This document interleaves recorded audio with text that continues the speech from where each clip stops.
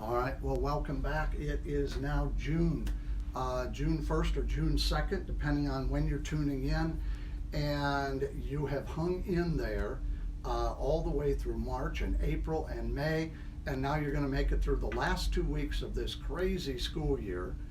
And we're going to finally be done, ready to go on summer break. I know Fred, he comes in, wakes me up in the morning and says, how long are we going to keep doing this? We're going to do this till June 12th. That's what they tell us, June 12th. That'll be the last day. We're not having finals this year. We're going to have a little something in chemistry next week, so be sure and tune in. I'm wearing this shirt because I've been out running and being active, getting ready for the triathlon season. Hopefully it's going to kick in the fall.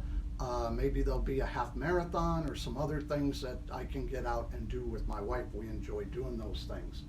Well, today what we're going to do is hook together all of the things that we have done all year, from reading the periodic table, knowing the elements, atomic weights, energy, some of it from last year, some from this year, balancing formulas, balancing equations, diatomic elements, energy, calorimetry. We're going to take it all and put it in one package to solve one problem. And that problem is this. If we had some water, like half a liter, about 1,000, well, let's say 1 liter, 1,000 grams of water, 1 liter. And we wanted to warm up that water using a chemical reaction. And we do the chemical reaction, we capture the heat, apply it to the water. How hot will the water get? And that's actually a real problem chemists solve when they make those little like hand warmers you might use at the football games in the fall. They use a chemical reaction to warm the water in that little bag that you put in your pocket. So we're going to get going on that today. If you're having any issues with any of this, remember, homework club, 3 to 4 o'clock on Tuesdays and Thursdays. Office hours on Thursday at 9 o'clock. And you can always email me. Other people are doing that as well. We want to get you through, finish strong. And so let's get started. Grab out your iPad or your Chromebook and let's get going with the starter.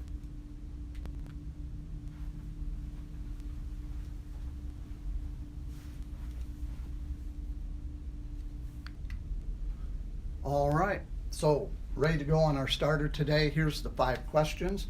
It is June 1st or 2nd, depending on when you're tuning in.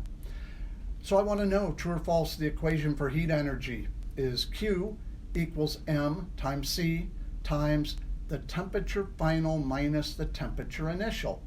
You think that's right? Mark it true.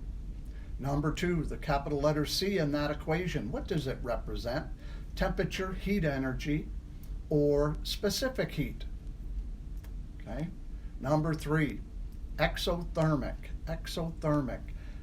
You actually learned about that in one of the other lessons that we did a couple weeks ago. Exothermic, I'm coming back to that. What does that mean? Does it release heat energy, absorb heat energy, or neither? Number 4, how would the air temperature change if a reaction is exothermic? And number 5, give an example of an exothermic reaction, and you may want to go out and use Google.